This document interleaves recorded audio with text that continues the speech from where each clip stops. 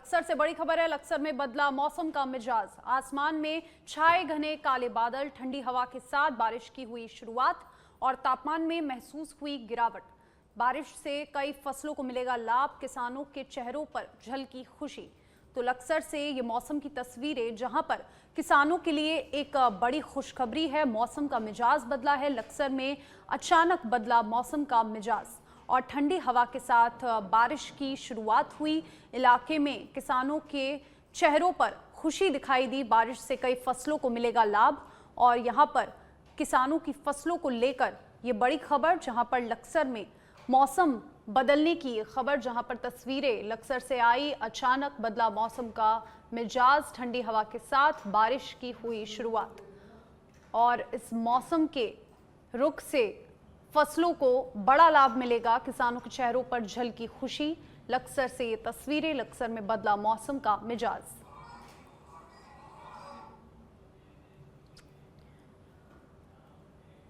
और अब बढ़ेंगे अगली खबर की ओर। समाजवादी पार्टी के राष्ट्रीय अध्यक्ष अखिलेश यादव ने महंत शुभम गिरी को उत्तराखंड प्रदेश कार्यकारी अध्यक्ष नियुक्त किया है और हरिद्वार निवासी महंत शुभम गिरी ने देहरादून में अपनी प्राथमिकताएं साझा करते हुए कहा कि वे पार्टी की रीति नीति को आगे बढ़ाने और उत्तराखंड में समाजवादी पार्टी को मजबूत करने का काम करेंगे। नई जिम्मेदारी मिलने पर उन्होंने सपा सुप्रीमो अखिलेश यादव का आभार व्यक्त किया और भरोसा दिलाया कि अपनी ईमानदारी और कर्तव्य निष्ठा के साथ पार्टी के जनहित के मुद्दों को उठाने में पूरी मेहनत करेंगे। तो देहरादून से खबर, जहां पर उत्तराखंड में समाजवादी पार्टी ने नई नियुक्ति की है। जनहित के मुद्दों को उठाने के लिए पार्टी ने नया अध्यक्ष यहां पर चुना है और महंत शुभम गिरी सपा उत्तराखंड के अध्यक्ष बने। अखिलेश यादव ने नई जिम्मेदारी सौंपी है और इसे ही लेकर प्रेस कॉन्फ्रेंस हुई। उत्तराखंड में सपा को मजबूत करने का लक्ष्य को लेकर यहां पर प्रेस कॉन्फ्रेंस कर महंत ने सारी जानकारी साझा की और नियुक्ति के बाद अब कैसे समाजवादी पार्टी का एक जो नाम है वो उत्तराखंड में प्रचार प्रसार करना है, महंत शुभम गिरी ने सारी जानकारी साझा की। अखिलेश यादव ने उन्हें नई जिम्मेदारी यहां पर सौंपी है। मैं धार्मिक नगरी हरिद्वार से आता हूँ, कुंभ नगरी में, और आप देखिए कुंभ नगरी में इतने गड्ढे पड़ रखे हैं, अभी भी रोडों में एक्सीडेंट हो रहा है, अभी भी लोग गिर रहे हैं। तो 2027 में हम खाता भी खोलेंगे और सरकार में शामिल भी होने का पूरा कोशिश करेंगे और जनता के बीच में भी जाएंगे और अपनी जो पार्टी है, जो भी अपनी विचारधारा है, उसको युवाओं के बीच और नौजवानों के बीच ले जाएंगे, क्योंकि उत्तराखंड का युवा बेरोजगार हो रखा है। अभी उत्तराखंड के युवा को रोजगार नहीं मिल रखा है। कई बार घोटालों का प्रदेश उत्तराखंड बन रखा है, कभी पेपर लीकों का प्रदेश बन रखा है। तो और देखिए, सबसे बड़ी जो घटना घटी, अगस्त मुनि महाराज जी की डोली जो थी, वो 16 साल बाद मुनि जी आए थे, अगस्त मुनि महाराज। उस जो मैदान था वहां पर गेट बनाया, क्योंकि देव परंपराओं का प्रदेश है और इस बार हम जनहित के मुद्दों में लड़ेंगे। और रामाजू जी, आपको याद होगा, वंदना कटारिया जो स्टेडियम का नाम बदल रहे थे, उस समय भी हमने आंदोलन किया था। और लक्सर में समान नागरिक संहिता यानी कि यूसीसी लागू होने के 1 वर्ष पूरे होने पर विकास खंड लक्सर में यूसीसी दिवस महोत्सव का आयोजन किया गया।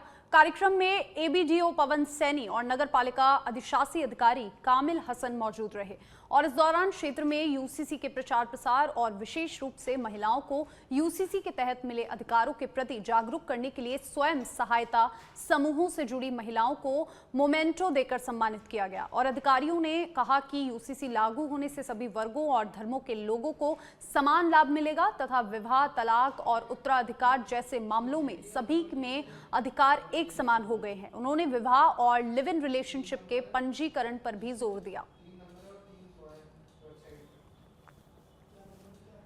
तो लक्सर से खबर, जहां पर महिलाओं के विशेष अधिकारों को लेकर चर्चा हुई। स्वयं सहायता समूह को लेकर यहां पर महिलाएं एकत्रित हुई। अधिकारियों ने पंजीकरण पर जोर दिया, महिलाओं के अधिकारों को लेकर बात की। लक्सर ब्लॉक में यूसीसी दिवस महोत्सव का भव्य आयोजन हुआ, जहां पर सभी वर्गों की महिलाएं एकत्रित होकर चर्चा का विषय बनी और स्वयं सहायता समूह की महिलाओं ने इस मुद्दे पर चर्चा की, अधिकारियों के साथ चर्चा की। अधिकारियों ने महिलाओं के अधिकारों को लेकर, पंजीकरण को लेकर जोर दिया।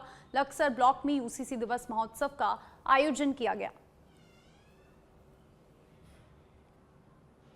यूनिफॉर्म सिविल कोड समान नागरिक संहिता कानून जो है उत्तराखंड में 27 जनवरी 2025 से शुरू हुआ था।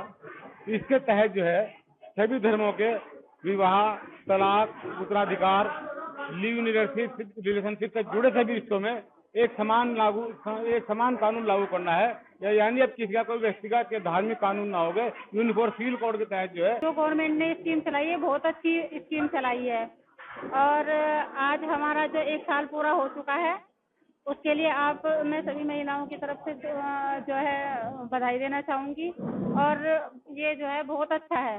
इसमें क्या है, सभी को एक समान नागरिक संहिता का जो है। रुद्रपुर कोतवाली परिसर उस समय गर्मा गया जब पूर्व पालिका अध्यक्ष मीना शर्मा बड़ी संख्या में महिलाओं के साथ धरने पर बैठ गई। धरना 1 वर्ष पूर्व वायरल हुए एक कथित ऑडियो को लेकर दिया गया, जिसमें मीना शर्मा और उनके पति के लिए आपत्तिजनक और शर्मसार करने वाले शब्दों के प्रयोग का आरोप है।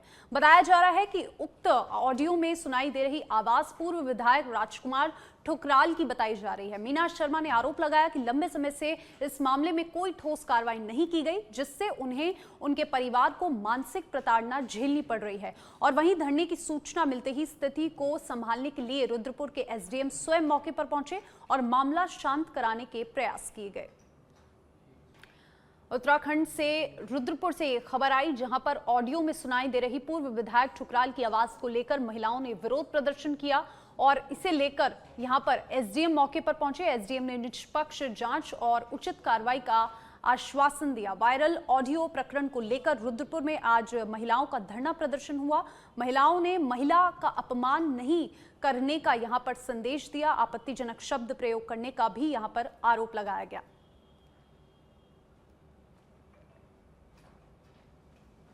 जब मेरी जैसी महिला को 1 साल तक न्याय नहीं मिला, मैं राज्य महिला आयोग में भी गई, मैं मनोज रतुड़ी जी के पास भी आई और मैंने अभी 1 हफ्ते पहले निहारिका तोमर जी के पास भी गई। अभी आप लोग ये सवाल पूछेंगे कि 1 साल तक क्यों शांत रहे। ऐसा नहीं है, मैं अपने लेवल पे प्रयास कर रही थी, लेकिन जिस तरह से 1 हफ्ते घटना हुई, हमारे पार्षद पे अटैक हुआ और जिस तरह से एक प्रभावशाली व्यक्ति के नाम को भी उजागर किया गया क्योंकि वो उसमें दोषी थे, तो और हमारे नेता ने माना भी, माफी भी मांगी, हमारे नेता ने माफी मांगी ना। तो मैं कहना चाहती हूँ कि इस व्यक्ति की ऑडियो वायरल हुई, साल भर हुआ। देखो दोष कब हुआ वो नहीं पता है, लेकिन जब मेरे सामने वो आया तभी से तो हमें पता चला कि चंपावत के पंचेश्वर क्षेत्र में नदी पर्यटन और रोजगार की नई संभावनाएं उभरती नजर आ रही है। जिलाधिकारी मनीष कुमार ने पंचेश्वर दौरे के दौरान सरयू, महाकाली और महानदी के संगम स्थल पर एकलिंग करने के बाद उन्होंने क्षेत्र को विश्व स्तरीय एकलिंग डेस्टिनेशन के रूप में विकसित करने के संकेत दिए और डीएम ने स्वयं एकलिंग कर करीब 1 किलो वजनी मछली पकड़ी, जिसे सुरक्षित रूप से नदी में छोड़ दिया गया। और इस अनुभव के बाद उन्होंने कहा कि पंचेश्वर में अंतर्राष्ट्रीय स्तर की एकलिंग मीट आयोजित कर देसी और विदेशी पर्यटकों को आकर्षित किया जा सकता है, जिससे स्थानीय युवाओं के लिए रोजगार नए अवसर पैदा होंगे। महाशीर संरक्षण समिति और मत्स्य जीवी सहकारी समिति के सदस्यों ने डीएम का स्वागत करते हुए क्षेत्र की संभावनाओं से अवगत कराया और बताया कि यहां दुर्लभ सुनहरी महाशीर मछली पाई जाती है।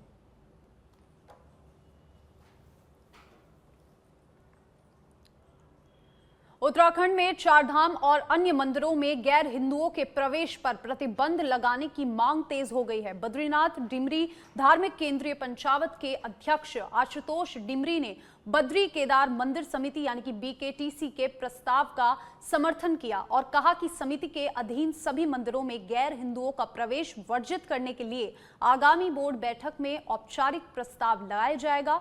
वहीं पर उत्तराखंड के मुख्यमंत्री धामी ने स्पष्ट किया है कि धार्मिक स्थलों का प्रबंधन वहां की समितियां करती है और सरकार उनके निर्णयों का सम्मान भी करेगी और ये मांग देवभूमि की धार्मिक पवित्रता और परंपराओं को बनाए रखने के उद्देश्य से की जा रही है। बद्रीनाथ, केदारनाथ और उससे जुड़े हुए जितने भी सहवर्ती मंदिर हैं, मंदिर समिति के या हम सब सनातन धर्मावलंबियों के जो मंदिर हैं, उन मंदिरों में गैर हिंदुओं के रोक पर, एंट्री पर पूरी तरीके से रोक लगनी चाहिए, प्रवेश वर्जित होना चाहिए। इसके अलावा वहाँ की व्यवस्था से जुड़े हुए तमाम कार्यों में, चाहे वो टेंडर से जुड़ा हुआ काम हो, चाहे वो अन्य व्यवस्थागत मंदिर से जुड़ा हुआ कोई कार्य हो, उसमें भी पूरी तरीके से गैर हिंदुओं पर प्रतिबंध लगना चाहिए। यह हमारा आग्रह है, यह हमारी अपेक्षा है। और जो मंदिर समिति के अध्यक्ष द्विवेदी जी प्रस्ताव लाने जा रहे हैं, गैर हिंदुओं की एंट्री पर बैन किया जाएगा, हम हृदय की गहराइयों से, खुले मन से इसका जो भी हमारे पौराणिक स्थल हैं, हमारे देव स्थान हैं, इन स्थानों को देखने वाले, उनका संचालन करने वाले वहाँ के सभी हमारे जो धार्मिक संगठनों के लोग हैं, तीर्थ सभा के लोग हैं, गंगा सभा के लोग हैं, केदार सभा के लोग हैं, बद्री केदार मंदिर समिति के लोग हैं, हमारा पूज्य संत समाज है, वो सब जो भी चूँकि वही उसका संचालन करते हैं, हमने कहा है कि उनकी जो भी उसमें राय होगी या जो उनका मत होगा उसके अनुसार ही सरकार आगे बढ़ेगी। और ये स्थान हमारे बहुत पौराणिक महत्व के स्थान हैं और इन स्थानों के पहले समय में कुछ कानून भी बने हुए हैं, हम उन कानूनों का भी अध्ययन कर रहे हैं। रुद्रपुर में पार्षद पति राघेश शर्मा के हालिया विवादित बयान को लेकर खत्री पंजाबी समाज में नाराजगी देखने को मिली, जिसके चलते 5 मंदिर प्रांगण में एक बड़ी सामाजिक बैठक आयोजित की गई। बैठक में खत्री पंजाबी समाज सहित विभिन्न समाजों के गणमान्य लोग शामिल हुए। बताया गया कि किच्छा विधायक तिलक राज बेहड़ के पुत्र सौरभ बेहड़ पर कथित फर्जी हमले के मामले को लेकर राघेश शर्मा द्वारा दिए गए बयान को समाज विशेष ने आपत्तिजनक माना है। बैठक के बाद भाजपा पार्षद पति राजेश शर्मा ने मीडिया के सामने सार्वजनिक रूप से खेद व्यक्त करते हुए माफी मांगी और कहा कि उनका उद्देश्य किसी भी समाज की भावना को आहत करना नहीं था। बैठक में आपसी भाईचारे, सौहार्द और एकता बनाए रखने तथा भविष्य में ऐसे बयान न देने की अपील की गई। ये समाज की बैठक है जिसमें एक अचानक हुआ। संजय जुनिया जी पे आरोप है, संजय जुनिया जी ने अपनी व्यथा बताने के लिए पूरे समाज को बुलाया। ये समाज की बैठक नहीं थी, लेकिन समाज को बुलाया था, सारा समाज इकट्ठा था और इकट्ठा होने से पहले दूसरे पक्ष ने माफी मांग ली है और एक बार नहीं 2-2, 4-4, 5-5 बार मांग ली है। इसलिए आज एक कमेटी का गठन करने का प्रस्ताव आया है। हम 5-10 लोगों की एक कमेटी करके दूसरे पक्ष के लोगों से भी बात करेंगे। हर समाज के मुखिया है शहर के अंदर। देखिए, शहर खाली पंजाबियों से नहीं चलता, शहर सब समाज से चलता है। कोई भी शहर एक बिरादरी से नहीं चलता है। ये कहना कि पंजाबियों का शहर है, ये कहना कि पहाड़ियों का शहर है, ये कहना कि पहाड़ियों का शहर है, गलत बात है। सब लोगों से मिलजुल के समाज चलता है और मिलजुल के ये आगे चलेगा। हम कमेटी बना रहे हैं। ये तय हुआ है कि एक कमेटी बनाई जाएगी और उस कमेटी के द्वारा जो निर्णय लिया जाएगा सभी लोग उस कमेटी के निर्णय को मानेंगे और उस कमेटी के अधीन ही सारे लोग कोई भी कार्य करेंगे। क्या मानते हैं जिस प्रकार से माफी मांगा गया है, किस माफी से खुश है आप लोग?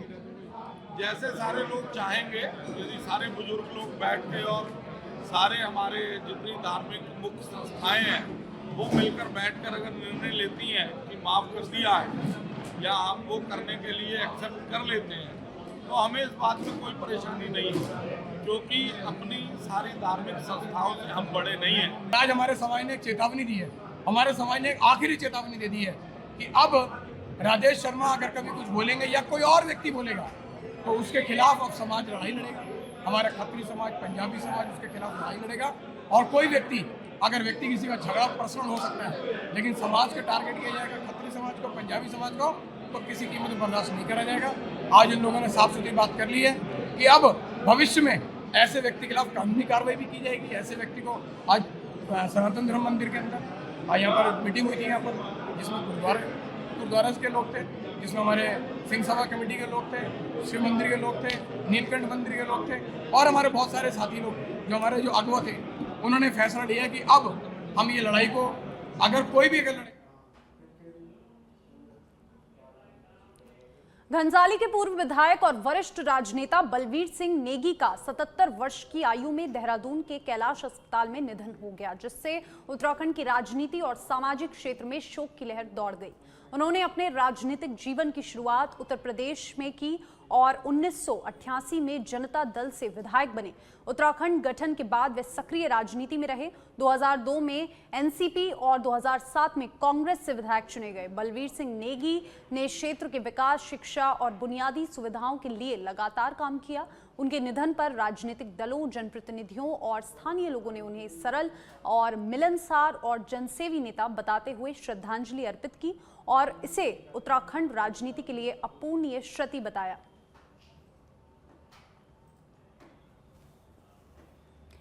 और अब देहरादून से खबर है। उत्तराखंड समान नागरिक संहिता कानून लागू करने वाला देश का पहला राज्य बन गया है और इस कानून की पहली वर्षगांठ के यहां पर मौके पर देहरादून में राज्य स्तरीय कार्यक्रम का आयोजन किया गया। कानून के तहत महिला सम्मान को लेकर विशेष प्रावधान किए गए। विधानसभा अध्यक्ष ऋतु खंडूरी भूषण ने बताया कि इस कानून में महिलाओं के अधिकार सम्मान को सुरक्षित करने वाले कई महत्वपूर्ण प्रावधान शामिल हैं। उन्होंने ये भी कहा कि हमारा छोटा सा राज्य देश को दिशा दिखाने का काम कर रहा है, जिससे अन्य राज्य भी प्रेरणा ले रहे हैं। छोटे से प्रदेश से हम लोग आते हैं। हमने पूरे देश के लिए एक ऐसा कार्य किया जिसको देखकर लोग प्रेरणा ले रहे हैं और कार्य कर रहे हैं कि उनके भी राज्य में यूसीसी जैसा एक कानून लाया जाए। मुझे इस कानून से बहुत प्रसन्नता होती है कि हम महिलाओं को जो सम्मान देने की बात करते हैं वो इसमें हुआ है। जो हमारा वंचित है, जो गरीब है, उसके लिए ये कानून आया है। तो यूसीसी के 1 साल होने पर जो सफलता मिल रही है, जिस तरह की सफलता हम सोचते थे कि हमारी बहनों को, हमारे गरीबों को मिलेगी। उत्तराखंड में समान नागरिक संहिता यूसीसी में संशोधन करते हुए समान नागरिक संहिता संशोधन अध्यादेश 2026 को राज्यपाल की स्वीकृति के बाद लागू कर दिया गया है। 27 जनवरी को राज्य में यूसीसी लागू होने की पहली वर्षगांठ भी मनाई जा रही है। संशोधन के तहत संहिता के विभिन्न प्रावधानों में प्रशासनिक और दंडात्मक सुधार किए गए हैं और अब आपराधिक प्रक्रिया संहिता 1973 के स्थान पर भारतीय नागरिक सुरक्षा संहिता 2023 और दंडात्मक प्रावधानों के लिए भारतीय न्याय संहिता 2023 लागू की गई है। धारा 12 में सचिव के स्थान पर अपर सचिव को यहां पर सक्षम प्राधिकारी नियमित किया गया है और इसके साथ ही विवाह, लिव इन रिलेशन संबंधों में बल, दबाव, धोखाधड़ी या फिर विधि विरुद्ध कृत्यों के मामलों में कठोर दंडात्मक प्रावधान किए गए हैं।